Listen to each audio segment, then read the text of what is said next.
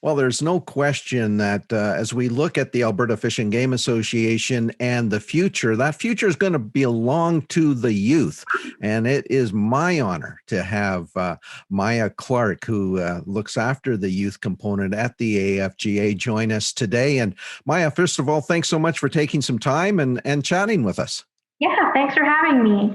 So let's talk a little bit about the youth component. You yourself have been, how long have you been associated with the AFGA? I've actually been associated since the day I was born. My grandparents are heavily involved. More recently, I have been involved. I am the past youth president of the AFGA. So I was youth president, I believe, 2 years ago now.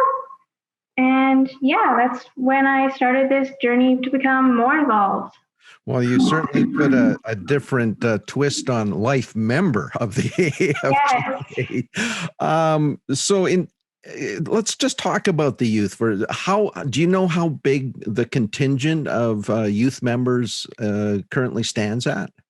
I actually don't. I do know that a lot of our youth members come from family membership. So a lot of families, not so many youth just by themselves, but a lot of families, especially a lot of our clubs, it's really a family affair.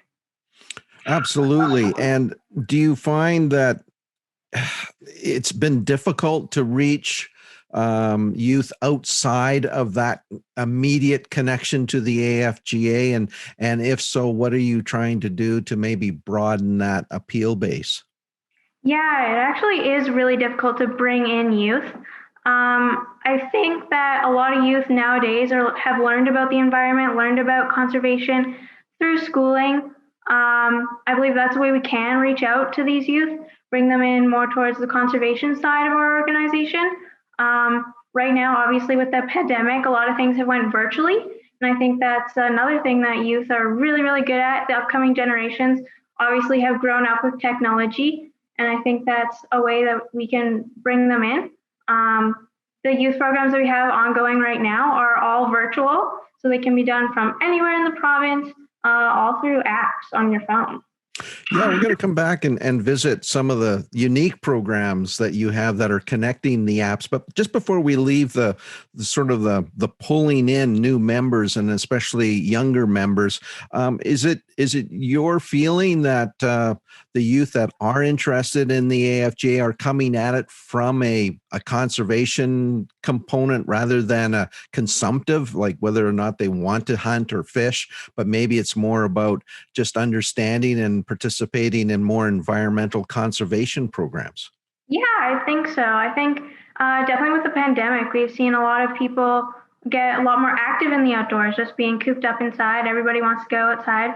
And I think a lot of youth have found a newfound interest in the environment. And I think that's something that we can capitalize on and bring in a lot of new members who maybe aren't sure where to turn to, want some more information, maybe on the fishing, maybe on the hunting side. Yeah, I think there's a lot of information out there, and I think that we can be a good source for them. So talk to us about the couple of programs that you've got running right now that are really based on sort of new technology, using apps and that type of thing. Especially the one that kind of caught my eye was the fishing tournament. Yeah, for sure. So the one we have going on right now till the end of August here is our Youth Bio Blitz, and we're using the iNaturalist app to do that.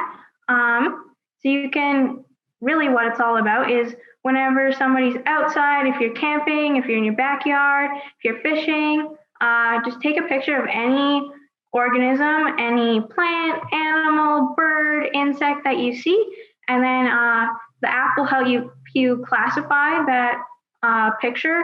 Will help you with your identification of the species, and then it will really go into a database where everyone in the program can see everybody else's pictures. And yeah, these pictures will be used through the app. They'll be given to scientists to help in their research, to see where different animals are during different times, that sort of thing. And then our fishing tournament, it's definitely really interesting. So, unlike most traditional fishing tournaments where you have to go catch the fish, you're on a certain lake, our tournament is going to be throughout the province. And all you got to do is take a picture of your fish on a measuring board, submit it through the app. In this case, we're using the MyCatch app. And then your fish will be entered in the tournament. So it's really friendly on the fish as well. We're promoting it to be a catch photo release tournament. So all of the fish will be released as well for future use. And at this point, do you have any sense of the pickup on these two programs? So our first program, our BioBlitz, doesn't have too many participants in it yet, but we have one participant. I believe we have around 25 observations already. So doing really good in that. And then our tournament has not opened yet. We are not taking registrations quite yet. Hopefully towards the beginning or middle of August, we will start doing registrations for that. And if folks want more information about this, Miyah, where would they go to get the details? Yeah, so definitely head out to any of the AFGA social media sites. So the Facebook page, the Instagram page. If you have any direct questions, they can also contact me as well. Outstanding. Well, listen, we really appreciate your time and the work that you're doing to encourage our younger Albertans to get involved, and whether it is going out and taking pictures of plants and animals and submitting that, or getting involved with hunting or fishing. It all goes towards making Alberta a more enjoyable outdoor experience. I think when you've got that connection to a club and like-minded folks, right? Yeah, for sure. It's definitely a community.